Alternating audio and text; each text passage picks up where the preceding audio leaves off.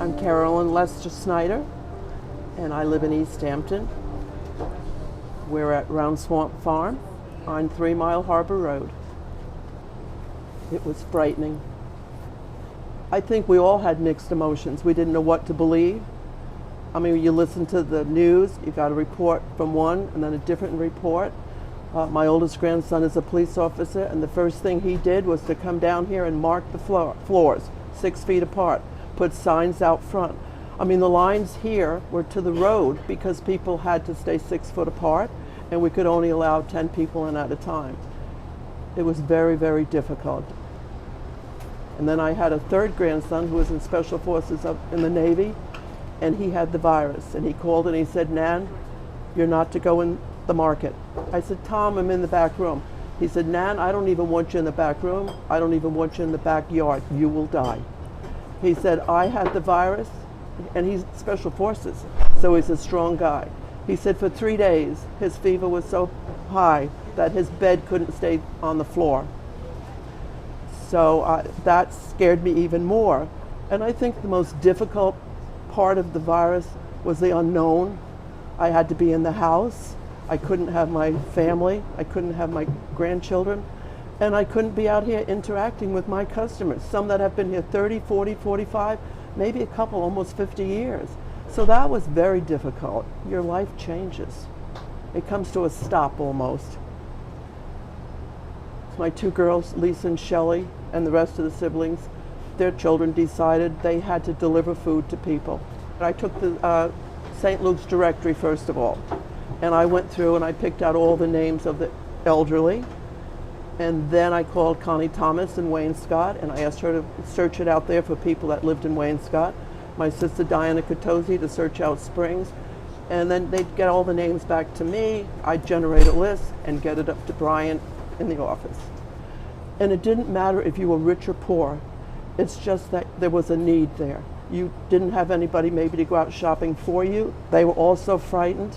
So they packed up enough food for a person to live for at least a week. Everything from a chicken to toilet paper to paper towel to butter to milk. Anything you can think of that they might need. And they delivered to over 300 families in the town of East Hampton.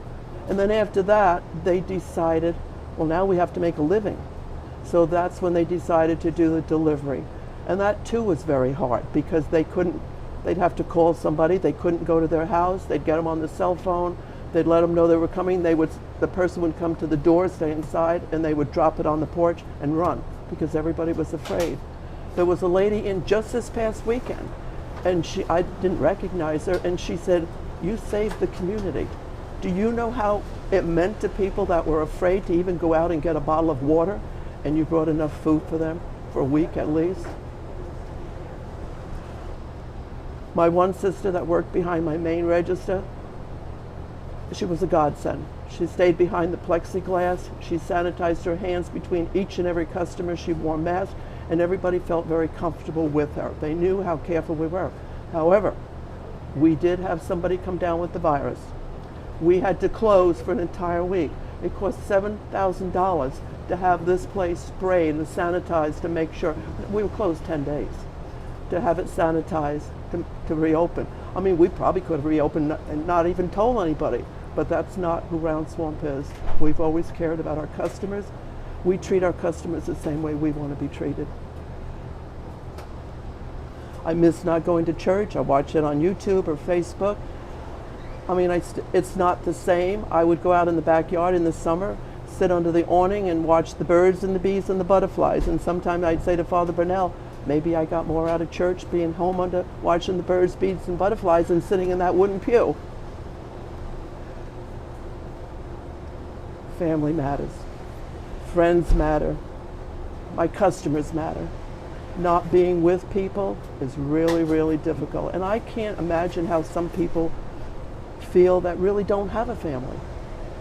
I mean, I'm lucky. I mean, I have hundreds of customers that are family, and I have daughters and grandchildren, going to have a great-granddaughter, a great-grandchild the end of January. So I'm fortunate. I mean, I do have an extended family and the customers. But some people don't have anybody. Nobody. As far as the pandemic, I think we all want to start putting that behind us. We want to move on. We want to move forward. We want to get rid of the mask. Our children want to go to school. We want to go to restaurants. We want to start living, maybe not a normal life, but living a life. I couldn't have done it without my family. I'm, like I had said early on, I'm 76, I'm 77 now. The younger generation is running the show. I'm in here, I'm just the color coordinator. I'm making sure that things are in the right place, everything is straight. I'm kind of a perfectionist, but it's the kids that run the show. But you're only as good as your help, and I have good help, dependable help, honest help. And that's also been a hard thing for us this year because a lot of people didn't want to work. They were getting money. I mean, they just didn't want to work. They could get more collecting unemployment and getting checks. So we had a difficult time there. Had a truck driver apply for a job, and when he found out it wasn't cash, he didn't want it. He could make more, a landscaper. So it was that was difficult. Trying to everybody else pulling their job and then doing the job of maybe two other people. Like I said, my sister Diana was amazing. She never lost a beat. She never got cranky like me. I get cranky a lot of times. I call them bad hair days. I have another word for it, but I won't give it to you. But she was always smiling, always happy. Through her mask, I mean, people knew that she was working beyond helplessness. Tell me more. Basically, just not being able to do anything. You felt helpless, not being able to go anywhere, not being able to drive, not being able to go to church, not being able to, go out to restaurants, just helplessness.